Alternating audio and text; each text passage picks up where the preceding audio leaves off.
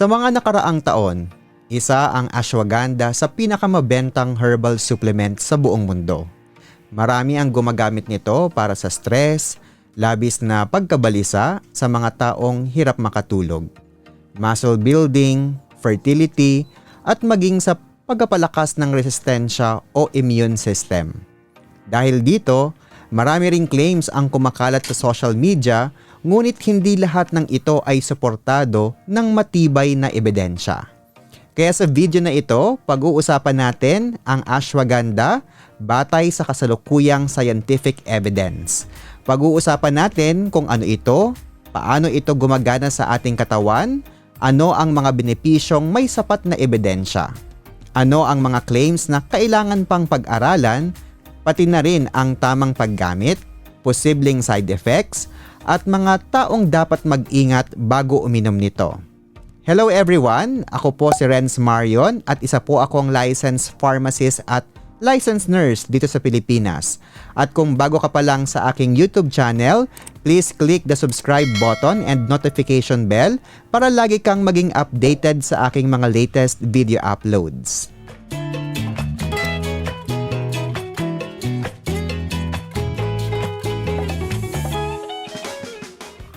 Ang ashwagandha ay isang halamang gamot na ang scientific name ay Withania somnifera. Kilala rin ito sa ibang pangalan tulad ng Indian ginseng o winter cherry. Bagamat hindi ito tunay na ginseng at magkaibang halaman ang mga ito. Ang salitang ashwagandha ay nagmula sa Sanskrit. Ang ashwa ay nangangahulugang kabayo, habang ang gandha ay nangangahulugang amoy. Ayon sa tradisyon, tinawag itong ganito dahil sa amoy na ugat nito at dahil pinaniniwala ang nagbibigay ito ng lakas at sigla na inihahambing sa lakas ng isang kabayo. Libo-libong taon na itong ginagamit sa Ayurveda, ang tradisyonal na sistema ng paggagamot sa India. Sa Ayurveda, ginagamit ang ashwagandha bilang isang rasayana o halamang pinaniniwala ang nakakatulong sa pagpapanatili ng kalusugan, lakas at mahabang buhay. Sa kasalukuyan, ang ashwagandha ay isa na sa pinakasikat na herbal supplement sa buong mundo. Makikita ito sa iba't ibang anyo tulad ng capsules, tablet, powders, gummies, tsaa at maging sa mga ilang energy drinks at wellness products. Gayunpaman, mahalagang malaman na hindi lahat ng ashwagandha supplements ay magkakapareho. Maaaring magkakaiba ang bahagi ng halaman na ginamit, ang paraan ng pagpoproseso at ang dami ng aktibong sangkap sa bawat produkto. Dahil dito, maaari ring magkakaiba ang epekto at kalidad ng bawat supplement. Ang mga pangunahing aktibong sangkap ng ashwagandha ay tinatawag na withanolides. Ito ang mga natural compounds na pinaniniwala ang responsable sa maraming benepisyong nakikita sa mga pag-aaral. Gayunpaman, hanggang ngayon ay patuloy pa ring pinag-aaralan ng mga sayentipiko kung alin sa mga withanolides ang may pinakamahalagang papel at paanong eksaktong kumikilos at nagbibigay benepisyo ang mga ito sa katawan ng tao. Bago tayo pumunta sa mga benepisyo, mahalagang tandaan na ang pagiging natural ng isang produkto ay hindi otomatikong nangangahulugang ligtas ito para sa lahat. Tulad ng ibang herbal supplements at mga produkto, may mga taong maaaring makinabang dito, ngunit mayroon ding dapat mag-ingat dahil maaari itong magdulot ng side effects o makipag-interact sa ilang gamot na iyong iniinom tulad ng mga maintenance na gamot. Ngayong alam na natin kung ano ang ashwagandha, ang susunod naman na tanong ay paano nga ba ito gumagana sa ating katawan? Sa totoo lang, wala pang iisang mekanismo na lubos na napatunayan. Patuloy pa ring pinag-aaralan ng mga sayantipiko kung paanong eksaktong nakakaapekto ang ashwagandha sa iba't ibang bahagi ng ating katawan. Gayunpaman, may ilang mekanismo na sinusuportahan ng mga laboratory studies, animal studies at ilang clinical trials. Isa sa mga pinakakilalang katangian ng ashwagandha ay ang pagiging adaptogen nito. Ang adaptogen ay isang terminong ginagamit para ilarawan ang mga natural na sangkap na maaaring tumulong sa katawan na makaangkop o mag-adapt sa physical at emotional na stress. Mahalagang tandaan na ang salitang adaptogen ay hindi isang opisyal na medical na diagnosis o disease category. Isa lamang itong konsepto na ginagamit sa herbal medicine at research upang ilarawan ang mga halamang may potensyal na suportahan ang kakayahan ng katawan na makasanayan ang stress.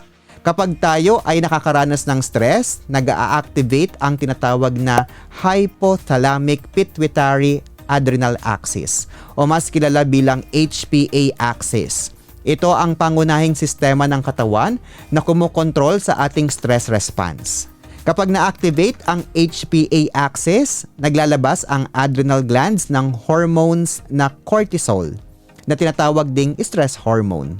Sa tamang dami, mahalaga ang cortisol dahil tumutulong ito sa pagkontrol ng blood pressure, ng ating blood sugar, metabolism at pati na din ang immune response.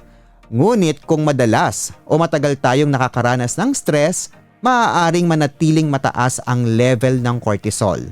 Maaari itong may ugnay sa hirap makatulog, madaling mapagod, pagbabago sa mood at iba pang epekto sa kalusugan. Dito, pinaniniwala ang maaaring magkaroon ng papel ang ashwagandha. Sa ilang clinical studies, napansin na ang mga taong umiinom ng standardized ashwagandha extract ay nagkaroon ng pagbaba sa kanilang perceived stress scores.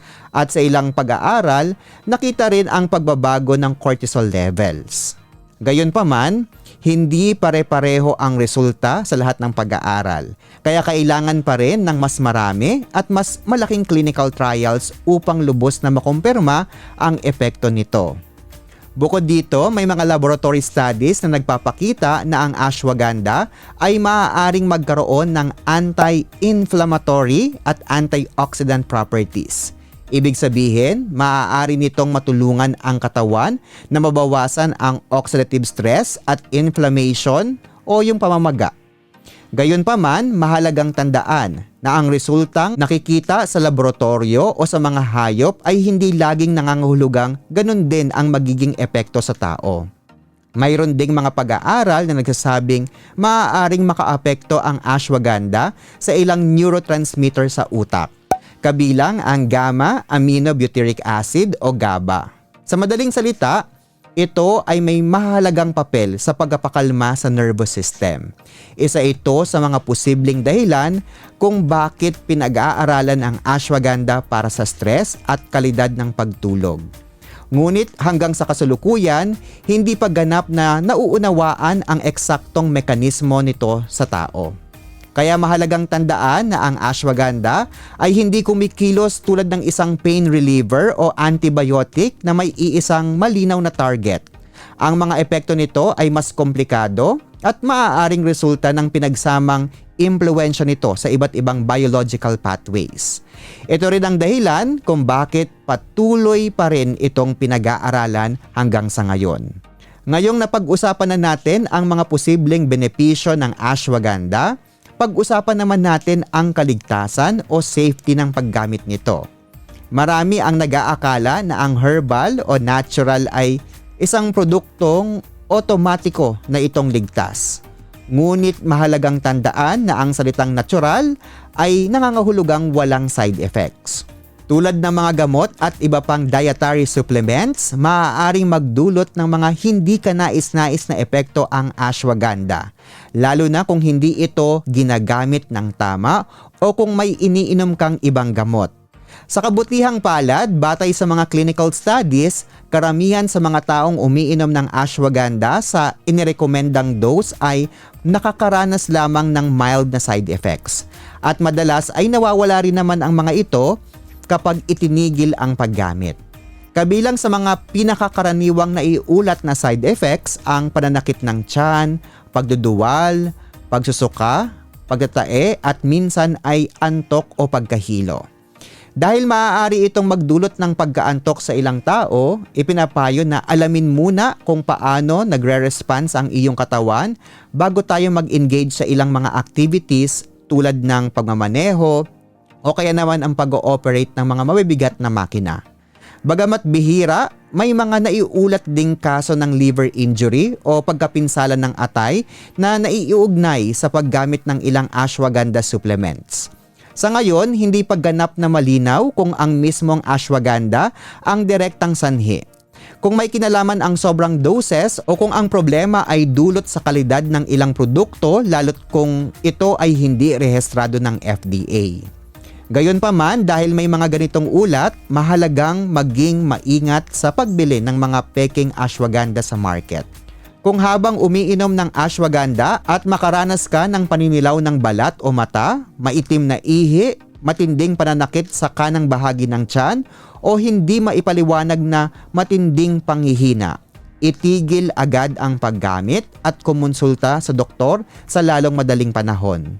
Bagamat itinuturing na ligtas ang ashwagandha para sa marami, may ilang tao o mga pasyente na dapat umiwas at kumonsulta muna sa kanilang doktor bago sila mag-decide na uminom ng ganitong klaseng supplement. Una, ang mga buntis. May mga ilang pag-aaral kasi sa safety concern na nagsasabing maaaring hindi ito ligtas sa panahon ng pagbubuntis. Kaya hindi ito inirerekomenda. Para naman sa mga nagpapasuso, kulang pa ang ebidensya tungkol sa kaligtasan nito. Kaya mas mabuting iwasan muna ito maliban kung may advice ang inyong doktor. Kung ikaw naman ay may autoimmune disease tulad ng rheumatoid arthritis, lupus o multiple sclerosis, kailangan ding mag-ingat. May posibilidad na maapektuhan ng ashwagandha ang immune system na maaaring hindi angkop para sa ilang pasyente na may ganitong kondisyon. Kung mayroon kang sakit sa thyroid, lalo na ang hyperthyroidism o umiinom ka ng thyroid medication, mahalaga ring kumonsulta muna sa inyong doktor. May ilang pag-aaral na nagpapakitang maaaring tumaas ang thyroid hormone levels sa mga ilang tao. Bukod pa dito, kung nakatakda kang sumailalim sa operasyon, ipinapayo din ng mga ilang eksperto na ihinto ang pag-inom ng ashwagandha nang hindi bababa sa 2 linggo bago ang scheduled surgery. Dahil maaari itong makadagdag sa epekto ng anesthesia at iba pang gamot tulad ng pampatulog at pampakalmang mga gamot. Mahalaga ring malaman na maaaring makipag-interact ang ashwagandha sa ilang gamot. Kabilang dito ang mga pampatulog o sedatives, anti-anxiety medications, gamot para sa diabetes, gamot para sa alta presyon, thyroid medications at mga immunosuppressants. Sa mga ilang kaso, maaari nitong palakasin ang epekto ng mga gamot na ito o baguhin ang kanilang bisa. Kaya kung ikaw ay may maintenance medication o kasulukuyang umiinom ng mga gamot na ito, huwag basta-basta uminom ng ashwagandha nang hindi muna kumukonsulta sa inyong doktor o pharmacist. Kung balak mong subukan ang ashwagandha, mahalagang tandaan na wala pang opisyal na recommended daily allowance o RDA para rito. Kaya naman, sa karamihang mga clinical studies, ang karaniwang ginagamit ay 300 hanggang 600 mg ng standardized ashwagandha root extract bawat araw.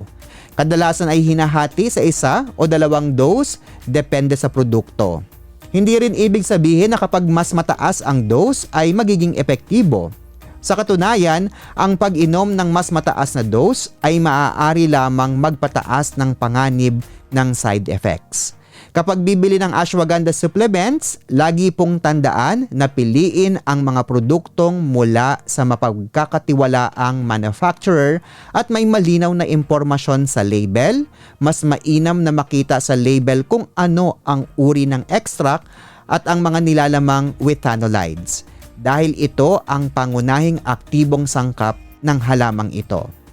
Sa huli, tandaan na ang ashwagandha ay dietary supplement at hindi gamot. Bagamat may mga pag-aaral na nagpapakita ng potensyal na benepisyo nito, hindi ito dapat ituring na kapalit ng balanseng pagkain, regular na ehersisyo, sapat na tulog at mga gamot na inireseta ng inyong mga doktor. Kung nagustuhan ninyo ang ating episode at may mga bago kayong natutunan, huwag kalimutang i-like ang video, mag-subscribe sa aking channel at i-share ito sa inyong pamilya, mga kaibigan at mga kakilala upang mas marami pa tayong matulungang magkaroon ng tamang impormasyon tungkol sa kalusugan. Muli, ako po si Renz Marion. Maraming salamat po sa inyong panonood at ingat po kayo palagi.